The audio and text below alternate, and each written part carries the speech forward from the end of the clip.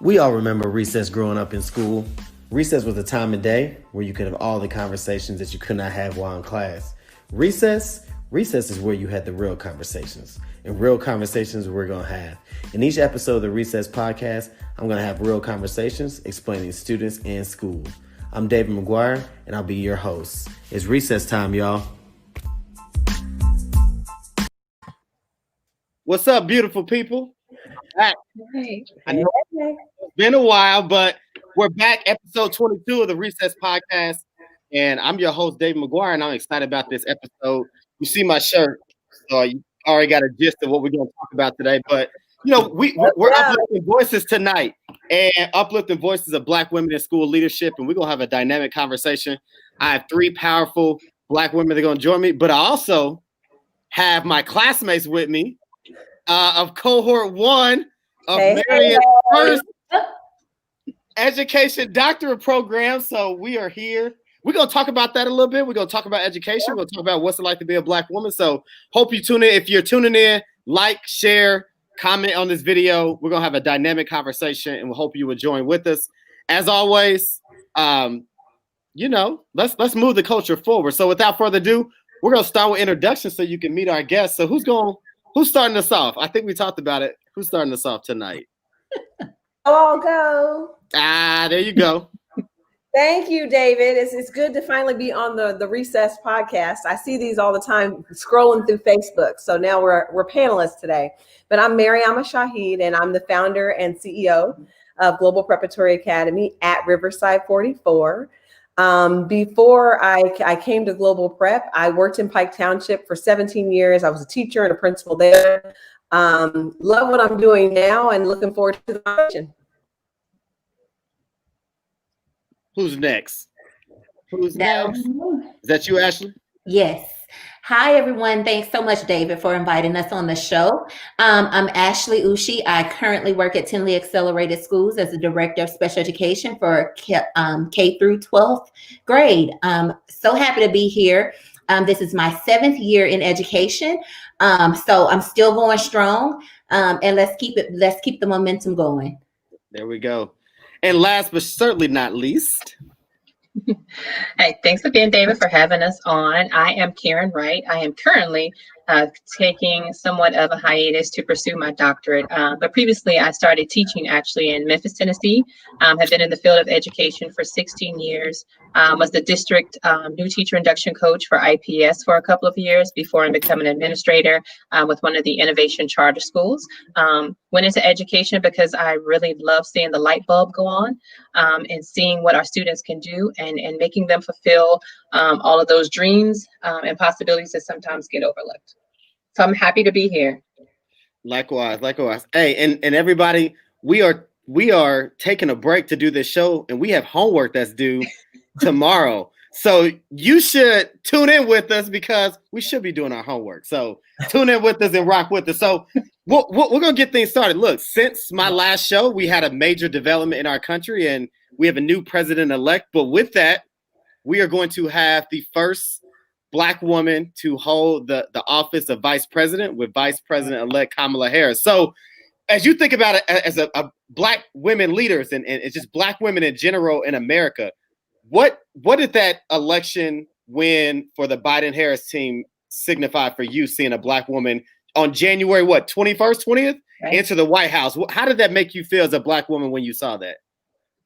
You know, for me, it was a sigh of relief. In a moment like this, when there's so much turmoil, so much senseless loss of life, the dismissal of the suffering that we, our parents, our children have endured, there is now an African-American woman, another African-American woman in the White House with an opportunity to utilize that national stage to not only to share our story, but also strengthen our voices. So as a mother of 2 teenage girls, it's important to me that they know that their voices count, that their thoughts count, and that their presence is powerful. And so my prayer for Kamala Harris is that she uses this blessing and this opportunity that she has to model the greatness, the ability, the intellect and the heart of the African American woman, so that we can begin to break down that negative narrative that has taken place and taken hold and been present for such a long time. Not only just about African American women in leadership, but for African American women in general. Mm-hmm. So it's an opportunity to really open some doors and open some eyes and change that narrative. Yeah. Well, now I would just add on to that. Yeah, no, go ahead, Ashley.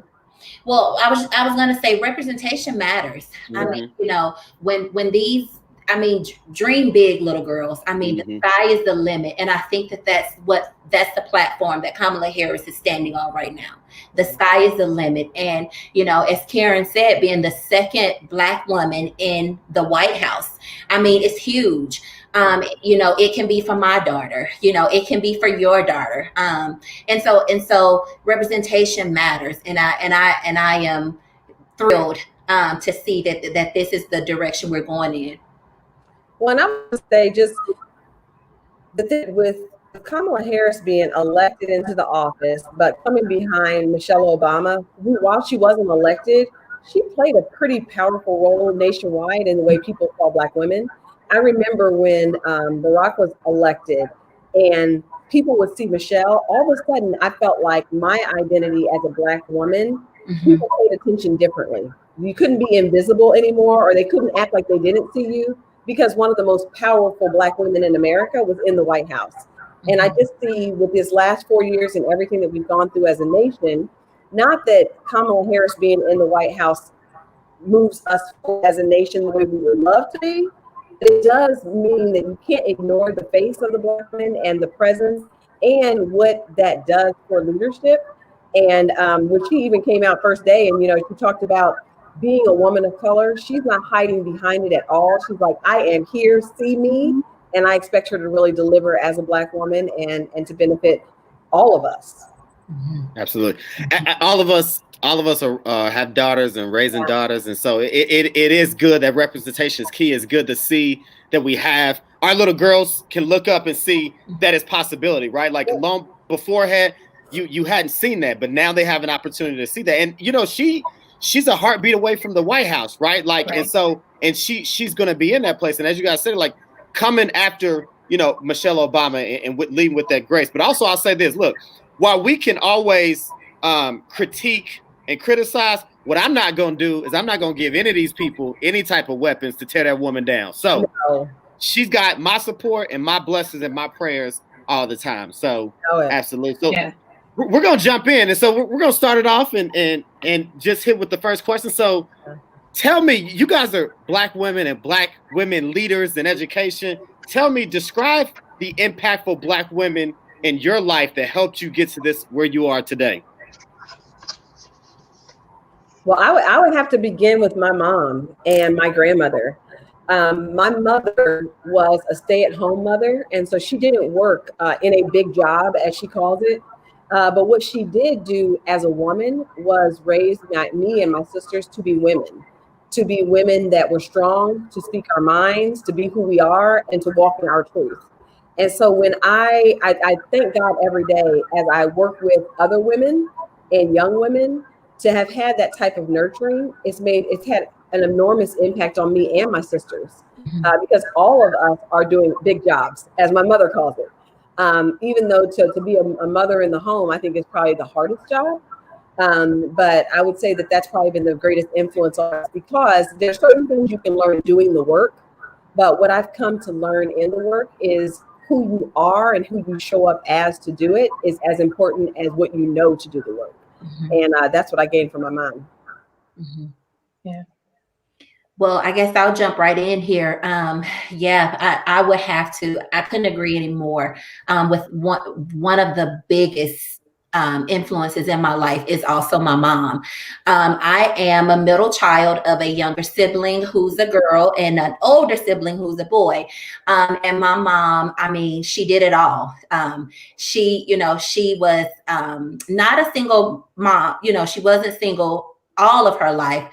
But when our dad left, I mean, we saw our mom step up to a totally different role in our lives. I mean, she was the provider, but she was also the supporter. Anything we needed, you know, she was there, and she continues to push us to, do your best, give it your best, oh no, you're not done yet, and so I think that, piggybacking off of what Mariama said, like to have that influence and to know that she's there. It's my greatest blessing and my biggest motivation. Well, I'm going to join the Mama Club too. Definitely, right? You have to give props to Mom, who has definitely been the most impactful woman. And then I'd also have to give a shout out to Mariama and Ashley as we have started this journey and the role that they've played and the conversations that we've had. And I definitely look forward to us continuing this journey together. And then I'd have to move on to my sister. I'll put that out there, Robin Turner Montgomery, who is a high school teacher in Louisville, Kentucky. As we have those discussions, she's holding the educational torch on that end and fighting the fight in Louisville, which a lot of things are happening right now with the case of Breonna Taylor. So, and helping those students process through that as well. And then ultimately, my daughters.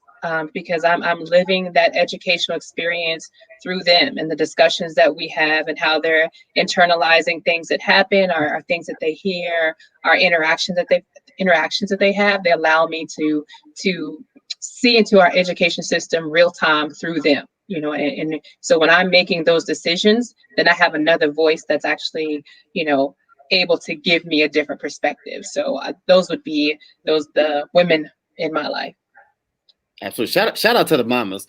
And also I want to shout out, we got some powerful Black women that's in the comments, some educators that I know that are doing great work. Penny Gregory, Ashley Ford, Orletta Holmes. Orletta and I go way back. That's my folks. We go way back. So appreciate them and the great work that they're doing in this game, and just not only in education, but just as Black women in the space of life, in the space for children. So shout out to them. Got a question from my AOS comrade. I'm gonna go ahead and put that up here, even though we can't see his face, but he asked a question. It's a really good question. So how are each of you ladies lifting while you're climbing and mentoring those behind you? That's an awesome question. Thank you, Dr. Smith, for that. So again, how are y'all lifting while you're climbing and mentoring those behind you?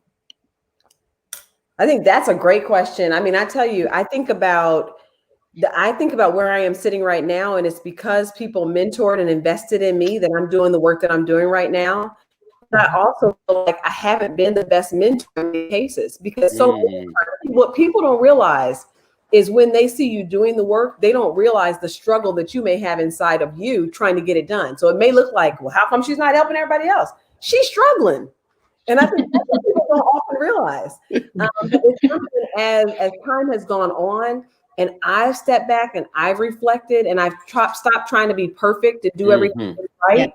I realized that my imperfect self can mentor much better and be much more helpful to others, even as I'm still growing.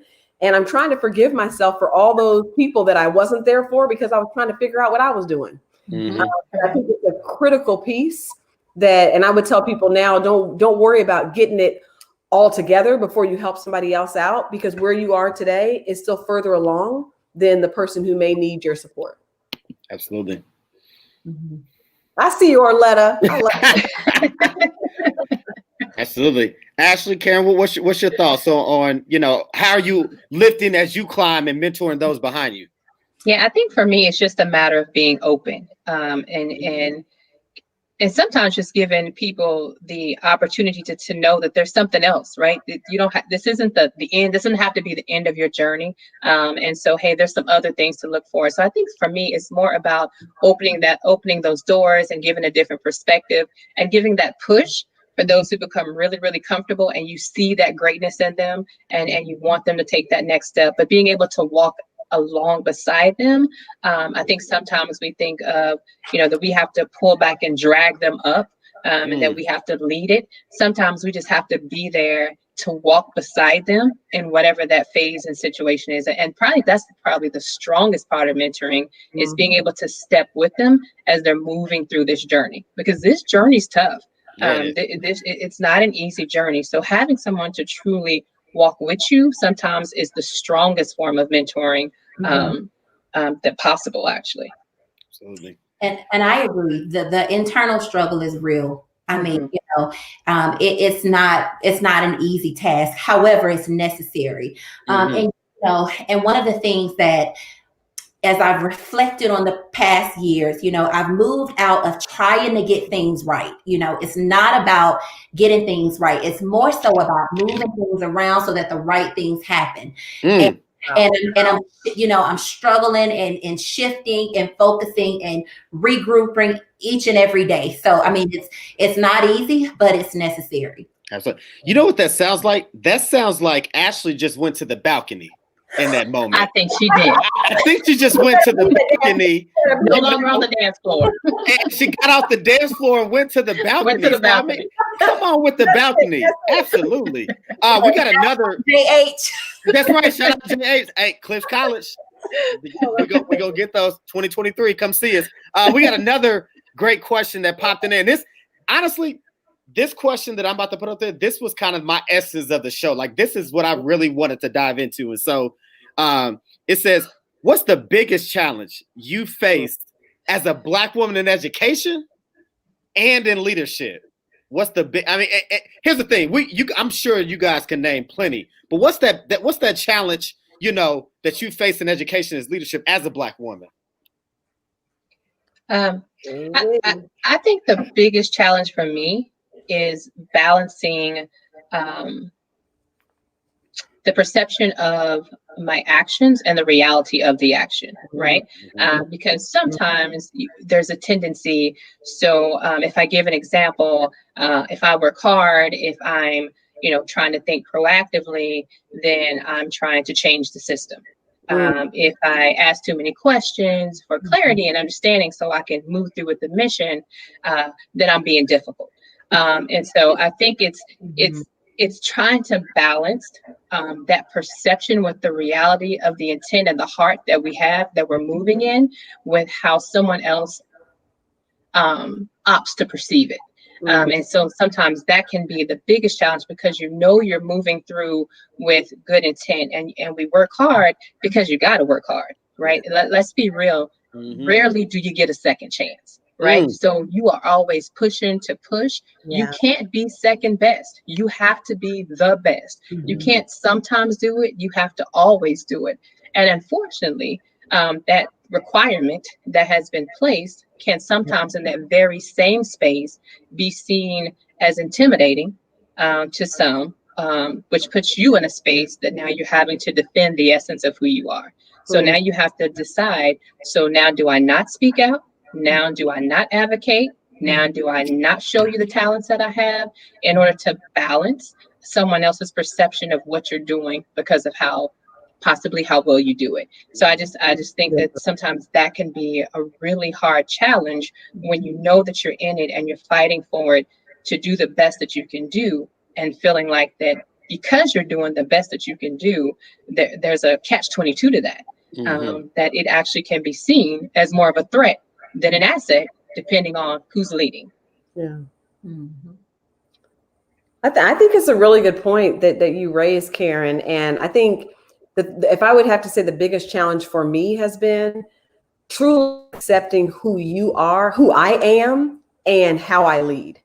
And I went through this thing where I remember when I was in Pike, I loved every year that I was in Pike, but I remember I was so committed to turning that school around. We turned that school around and there was nothing but dead bodies on the ground. And as a result, I had like this sense of pride that, oh my God, we did it.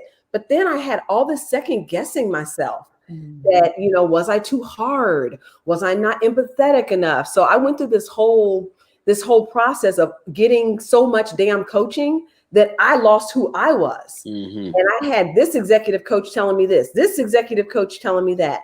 And where I am right now is a space of acceptance to be who you are who God made you to be and lead in that way. And every human being is going to make mistakes.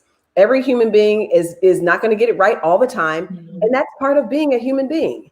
And that is my self-talk that I have now as it relates to leading today and forgiving myself for the mistakes that I've made, but know that's part of the journey. And I would also say that, especially in this space, there are not a lot of Black women.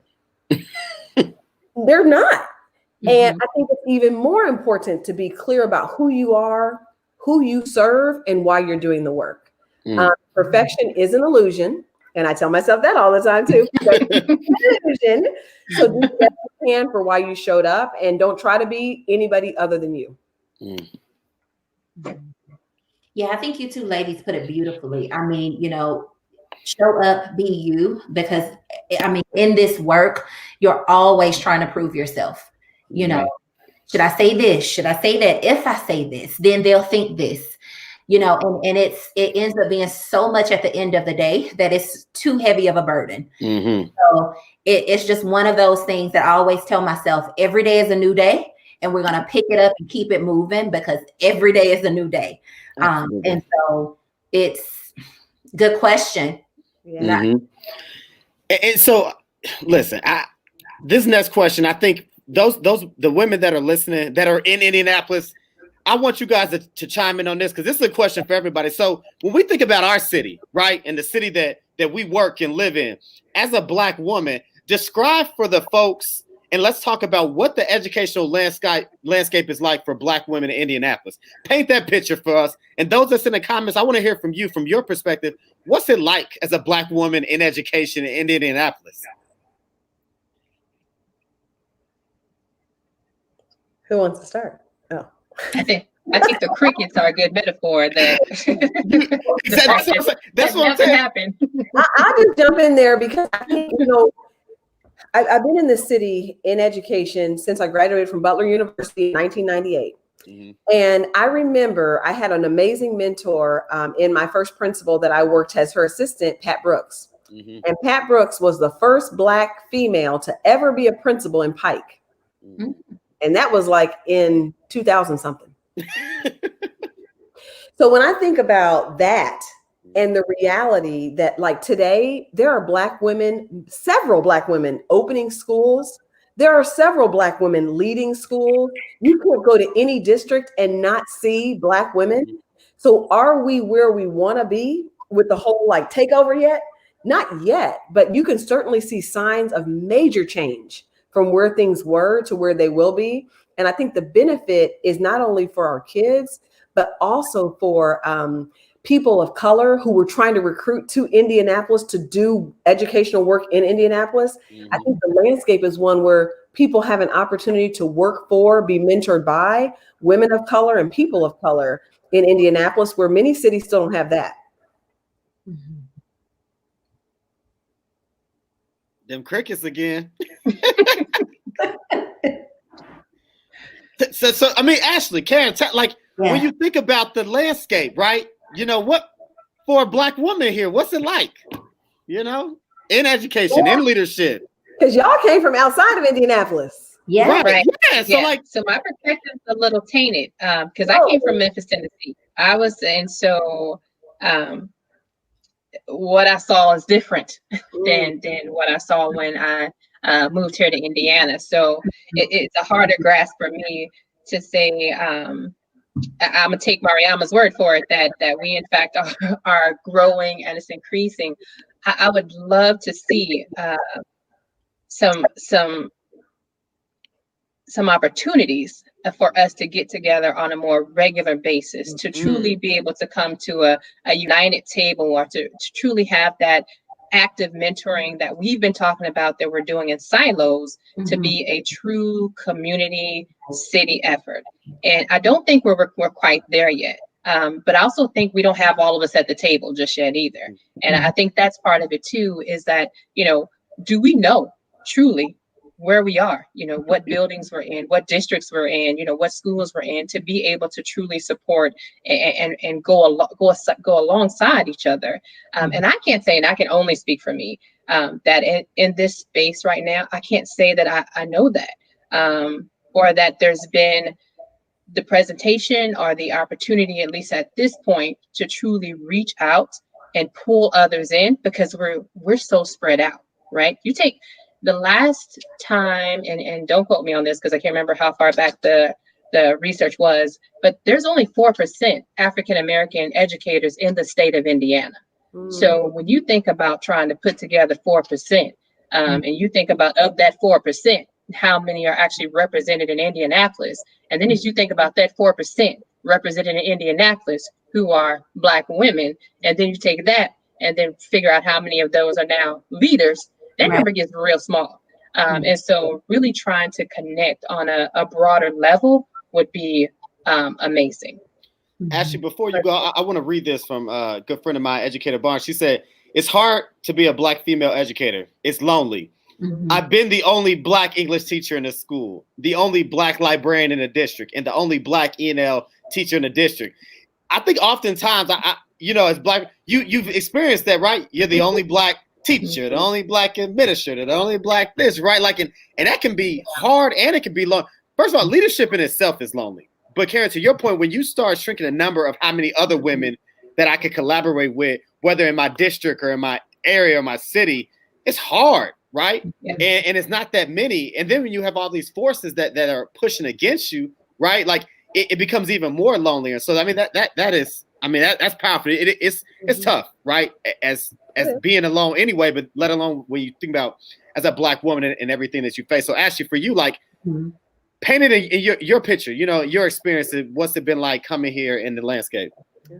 Yeah, I couldn't agree more with Educator Barnes. I mean, it's lonely. It's not a lot of us. And I think that once you find us, you feel like, oh, my sister, it's like, we're family, I mean, and that's the bond that the three of us ladies have created.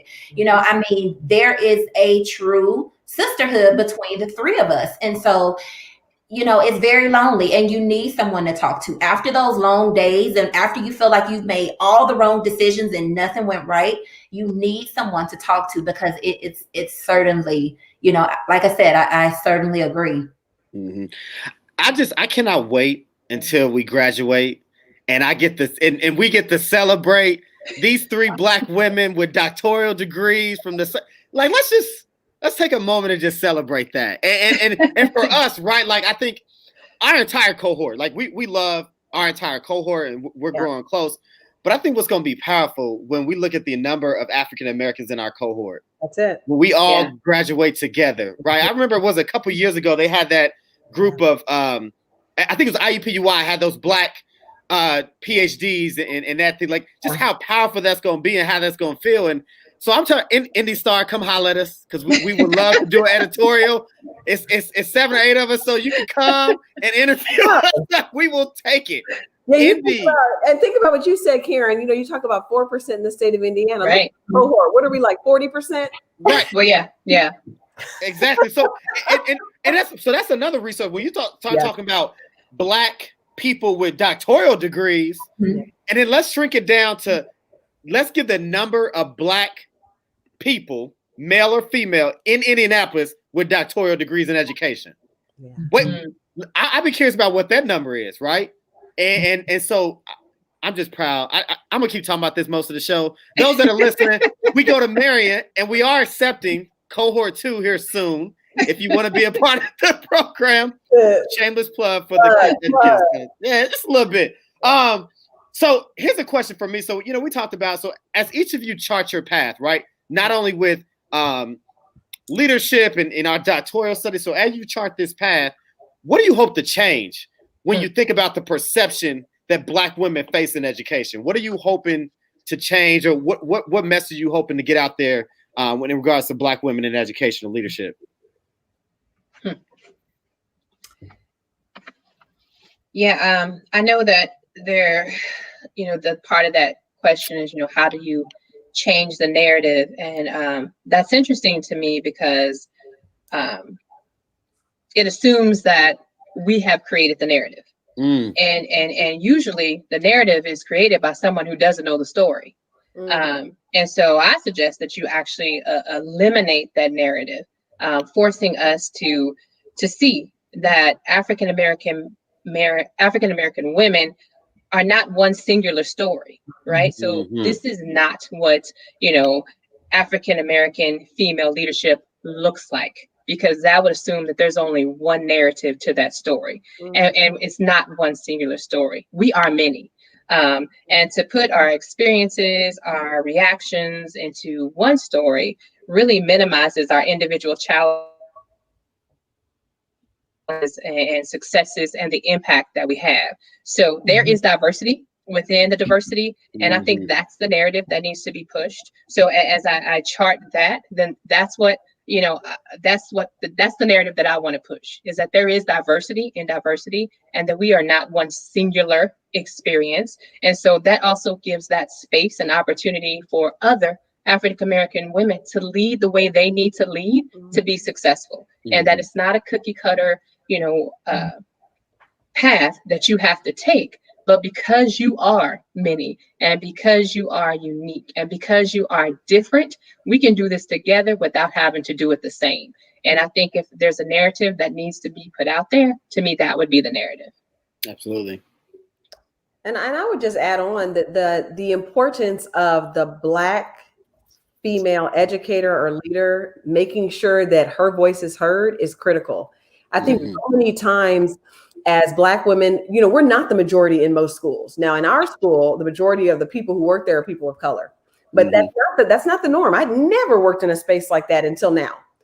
But I think one of the things that we do often is mute ourselves, or we think, well, I'm not really in a position to say that, or, well, maybe I shouldn't. But the reality is the children who are being served in our schools have mothers that look like us. And so as Black women, your voice has to be heard. Whether you are a teaching assistant, whether you're a lead teacher, a principal, your voice has got to be heard.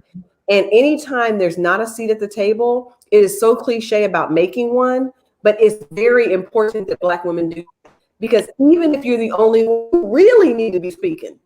Your perspective is one that's not heard unless we voice it. Absolutely. And real quick, actually, before you go, Mary, I'm gonna put you on the solo screen because I'm about to give you your flowers real quick. Each of y'all gonna get some flowers this show. I'm about to give you your flowers. And this is why. David? This is why, because you mentioned it when you said that your school is predominantly teachers of color. That was an intentional decision that you made as a leader.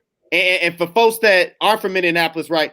Mariama runs a charter school, a network. And so that was very intentional about you not only hiring people of color, but also elevating Black women in leadership and women of color in leadership. And too often, we do it as Black people, this crab in the barrel that I can't uplift somebody else. I can't move myself up because I got to pull you down, or I'm afraid to uplift somebody because I don't want somebody to get the shine over me, right?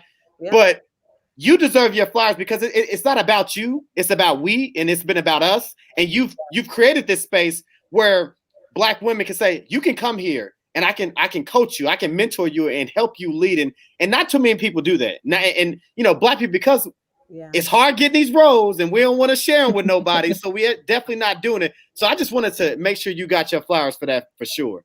Thank you, David. Thank you. I love the flowers. I love the flowers. Absolutely. Our leadership team, we call ourselves the Queendom. All women. Come on with the Queendom. All women of color. Absolutely. And it's not that a man can't do the job, but to be in amongst a team of women that support each other, that uplift each other, and do the work together. I finally have my dream team, and the Queendom is doing that. Come on with the Queendom. Queen Ashley? Yeah, we create our own narratives. We are not walking in the shadows of anyone else. We have decided that this is what we want to do as far as leadership and being in education. And this is what we are sought out to do.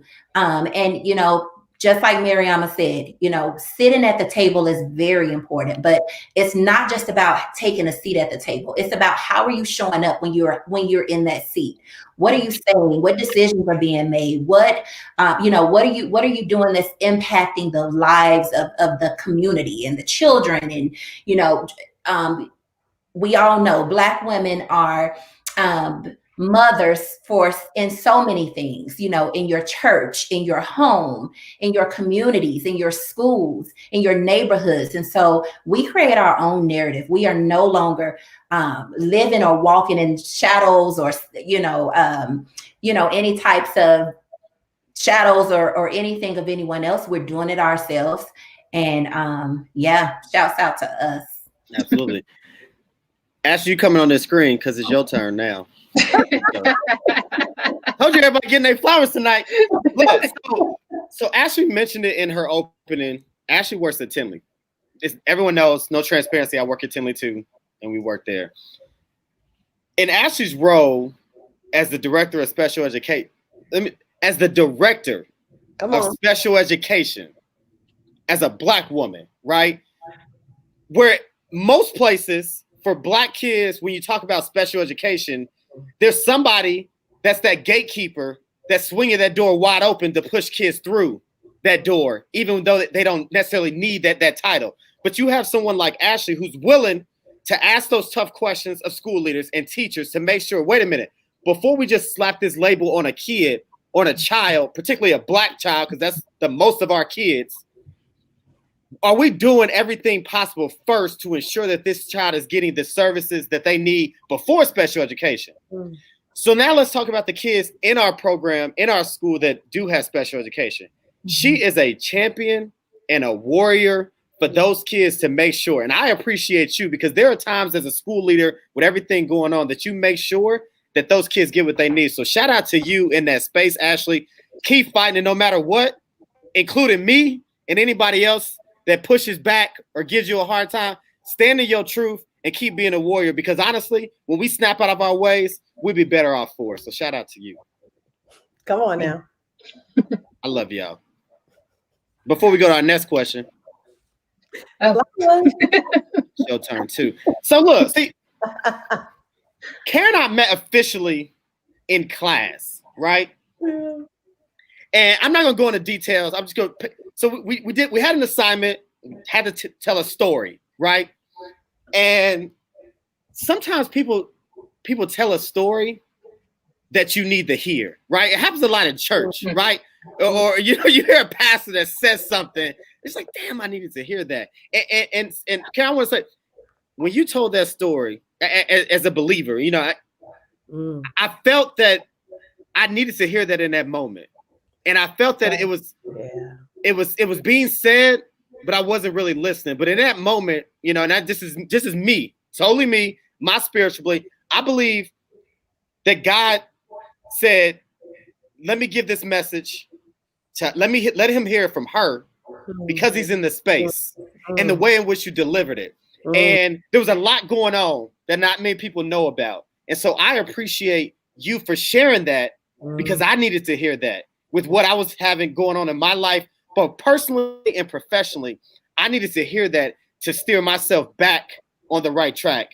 And so I appreciate you. Thank you.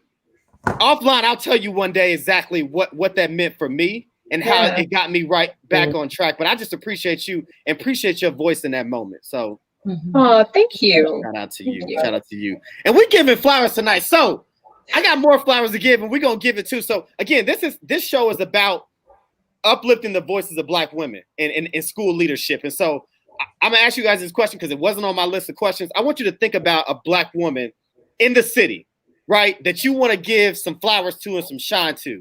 And so I'm gonna go first while you guys think of that person. And we want somebody in education because their story needs to be heard. They need to be given their flowers, and they need to hear this. So here's mine. So and our fellow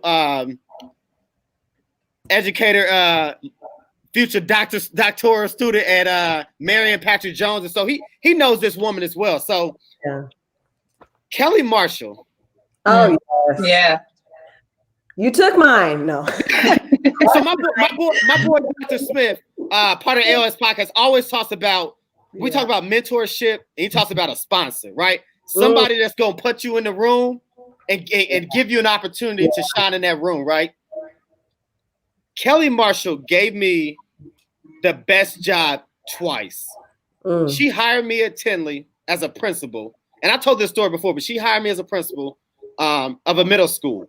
And after a rough first year, when the easy thing would have been due was to replace me or move on from me, she pulled me to the side, put me in a different role, had me see something different, and coach me, and then she put me back into the role of a leadership at Summit. And I tell people all the time that I will forever, when it comes to this education thing, be in debt to that woman, because again, she gave me the best job twice. And she's done that for me, and she's done that for plenty of other people, being a trailblazer in how she led her school, how she's uplifting and doing right by kids. And so Kelly B. Marshall, shout out to you. And you will forever get your flowers. And I appreciate you for not only what you did for me, but what you're doing for education in itself. So no doubt. Who wants to go next? Who are you giving your flowers to? I'm going to give you the solo screen when I do it. I got mine. Okay. I want to give my flowers to my soror and hard-working educator, Lauren Franklin. So Lauren Franklin is the principal at Crispus Attucks, and she is the only Black woman leading an IPS high school. Now, Lauren was like me. We always wanted to be educators, but when I tell you, this lady stops at nothing to make sure that her kids get the best and high expectations remain. So she's been in IPS, I think probably 25 years now. But I tell you this, she has been from the elementary and the Montessori schools all the way to Attucks. She knows the pre-K all the way up to grade 12. And she is one hard-working woman. Shout out to you, Lauren Franklin. You're never on Facebook, so I know you're not seeing it. Well, we're gonna make sure she gets her flowers somehow. So if you watching this and you know Lauren, send her a text. That's right. Send her a text. Tell her she just got her flowers today. Who's next? Giving some flowers tonight. I'll go next. Okay. Go ahead, Ashley. Go ahead. Go on. So I give my flowers to Dr. LaTanya Turner, who supported me through leadership. Our initial meeting being as I was pursuing my administrator license through Marion, and we kept in touch. She also is my mentor, and she mentored me through the situation, David, that I spoke about, that you're referring to, which was a very challenging time for me as an administrator. And she continues to be one of my biggest cheerleaders as I pursue this doctoral degree. Her poise, her down-to-earth persona, professionalism, and personal demeanor is something that I would say any leader would hope to both model and emulate. Your flowers, Dr. LaTanya Turner. Shout out to Dr. Turner, who actually was overseeing the program at Marion when I got in to get my principal license. So shout out to Dr. Turner. Yeah, she was for me too. Yeah, for helping your boy get his license so he can do this work. Ashley, who you giving your flowers to tonight? So since you mentioned Kelly, I do have someone else. Her name is Dr. Doris Downing. I met her at Marion when I was working on my second graduate degree.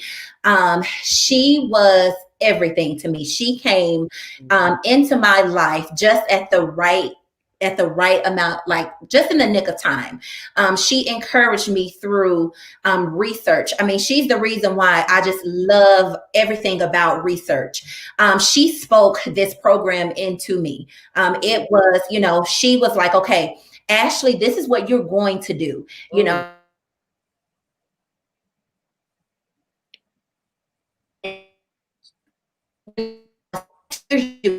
do this. And because she feared on those things, so there are your flowers. There you go. And Ashley was preaching so much in the atmosphere, it froze on her for a little bit. She was dropping that knot. Listen, the reason this means so much to me. I have a daughter now. Everybody knows I got a daughter, Zuri Rain. And for me, I always want to make sure that she knows and is around Black women. But now having a daughter, right? It's just important for me to make sure that whatever small platform opportunity I have to uplift the voices, that I hope I can do that. And before my friend Ashley has a really good question, but I want to go back to something, a previous comment that a person made that I got to put up here because you don't see this too often. I need to find it. I hope it didn't go away. Where is it at? From Michael Odom. It was I'm gonna find it. It was. Don't worry about it. I know what it was. So Michael Odom mentioned that he had a black male a teacher in elementary, middle, and undergrad. But it wasn't until graduate school that he got his first black female teacher. And we always talk about so the narrative always, we need more black men because black men, in education, what they do for kids. But I don't think people understand how important it is for black kids and white kids and Hispanic kids to have a black woman as their teacher as well, right? And so I wanted to highlight that because typically it's the other way around, right? I had plenty of black women, but never had a black male. So, but it's just impactful, and I'm sure knowing Michael and talking to him, there's that lingering impact that having that black woman, even though it was in undergrad, that impact it played on him and what it plays for other kids. It's just the impact you have. And so it's just, we got to flood this market. We got to make sure we continue. When we see little black girls that have the potential, whether it's in middle school and high school, we got to make sure that we tell them you can be a teacher, right? Because we got to build our bench, and we got to make sure these black girls know you can be powerful. You can be a teacher and be an instructional coach and be a principal and be a superintendent. And shout out to the black women superintendents holding it down. Alicia Johnson, IPS, Dr. Wilson. We had Warren superintendent. Like, do we have black women that are doing the damn thing, not just here, but nationally, right? And if you're listening, the transition team of Biden Harris, there's a black woman in Baltimore that I would advocate should be Secretary of Education. I'm gonna just throw that out there. Those that know who I'm talking about know what I'm saying. And Patrick Jones is right. A black woman saved my life. I know my mama did plenty of times, saved my life as well. So I'm gonna go to Ashley's question because that's the piece that I want to talk about, right? We talked about earlier, listening as you climb. So as black women leaders in education, and I know Ashley, and she's a teacher right now, a SPED teacher in Pike, but she's an aspiring leader and is going to be a leader one day. What advice do you give to teachers like her? So let's speak to the black women teachers. What advice do you have them who aspire to be leaders as they chart their own path and go through this journey? My advice: be coachable. Be coachable. I meet so many young people, and I'm young too, huh? Tell them again. Sis. No, but they're like, well, I want to do what you're doing, or I want to be a principal, or I want to be a team lead. But then they're not coachable. Because the reality is, in order to get anywhere, you have to listen more than you talk to learn so that you can lead. And I see so many people that want to microwave to the top, but don't want to listen, learn, and be coachable. And I certainly don't have all the answers. But what I can say, my mama taught me, my grandmother taught me, when you don't know, sit back, learn, and listen. So then and there's nothing wrong with taking the time to know what you're doing, so then you can do it in a way that serves your community instead of your ego. Yeah. Wait a minute. Serve your community and not your ego. I'm just telling you. I mean, listen. Can we talking Oprah 21-day meditation? I'm in the middle. Come on, man. Serve your community, not your. Hey, that's going on the shirt. The next podcast show. The next podcast, man. Y'all might see that. Dude.